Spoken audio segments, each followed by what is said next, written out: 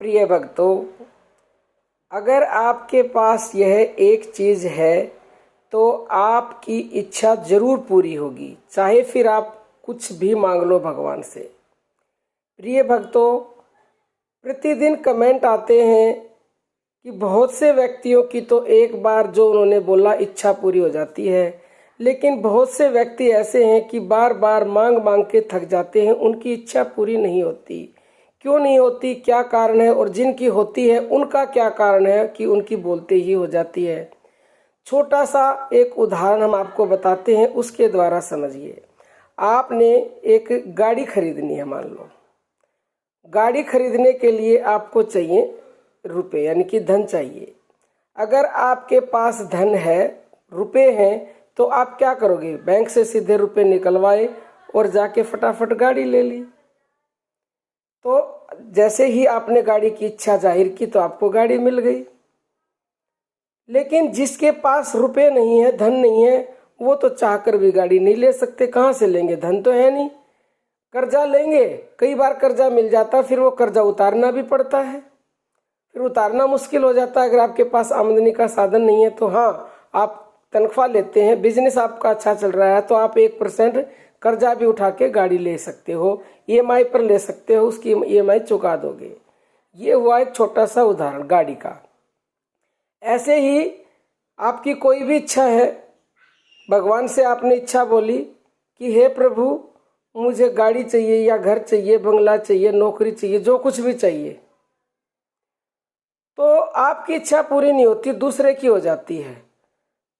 तो अगर आपके पास नाम रूपी धन है, जैसे आपने सांसारिक इच्छाओं के लिए धन इकट्ठा किया, ऐसे ही सांसारिक इच्छाओं के लिए नाम रूपी धन भी इकट्ठा करना जरूरी है।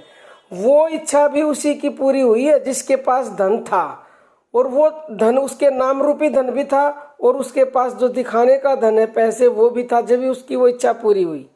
तो आप भी जिस दिन नाम रूपी धन इकट्ठा कर लेंगे, मांगने की जरूरत नहीं है किसी से, तो आपके पास नाम रूपी धन है। मान लो आपने 10 लाख नाम जप कर लिए हैं और गाड़ी खरीदने के लिए आपको 1 लाख नाम की जरूरत है, तो आपने जैसे ही इच्छा जाहिर की, भगवान अपने आप पैसों का बंदोबस्त कर देंगे, वो उसका काम है।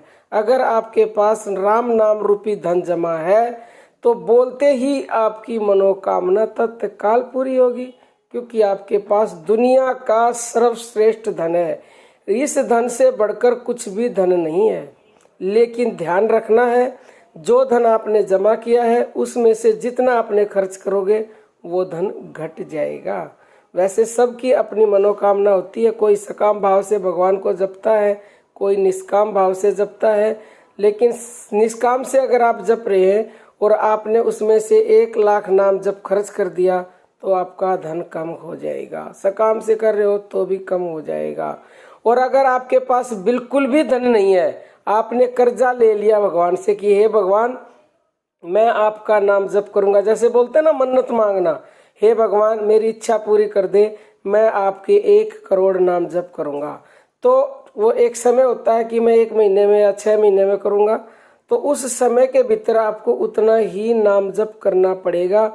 तो पहले वो पूरा करोगे, फिर उसके बाद नया जमा करोगे।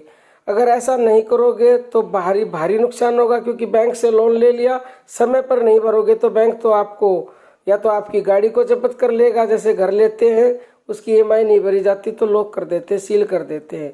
इसी तरह से आपके साथ भी कुछ भी हो सकता है अगर आपने समय पर अपना कर्जा नहीं चुकाया तो भक्तों, अगर आप चाहते हैं कि आपकी इच्छा बोलते ही पूरी हो जाए तो नाम रूपी धन जमा कीजिए और अपनी हर इच्छा तुरंत पूरी कीजिए। कोई भी प्रश्न हो कमेंट कीजिए। अब हम अपनी वाणी को विराम देते हैं। जय श्री राम भक्तों।